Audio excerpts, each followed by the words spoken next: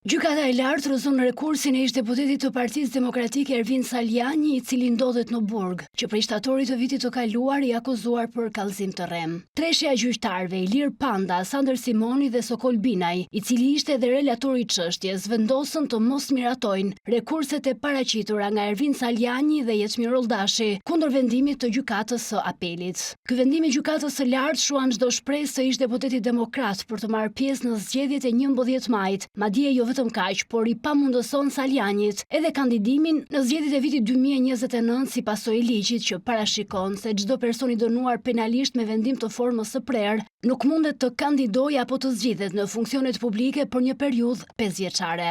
Pas vendimit të gjykatës së lartë, Ervin Saljani reagoi në rrjetet sociale duke theksuar se dënimi ka si synim eliminimin e tij nga betejë politike. Dënimi im politik është kërcënimi i hapur për cilindoj që lufton krimin, korrupsionin dhe mafjen e veshur me pushtet. Dënimi im politik është një mbështetje e hapur ndaj mafjas dhe trafikantëve ndërkombëtar. Koha e zgjedhur për të dhënë vendimin një ditë para shpalljes së listave është po ashtu një mesazh kërcënimi për çdo që guxon e flet të vërtetat, pavarësisht se nga izolimi së bashku do të luftojmë për një Shqipëri të denjë normale, ku sundon ligji, personalisht zgjedh betejën dhe jo qurravitjet.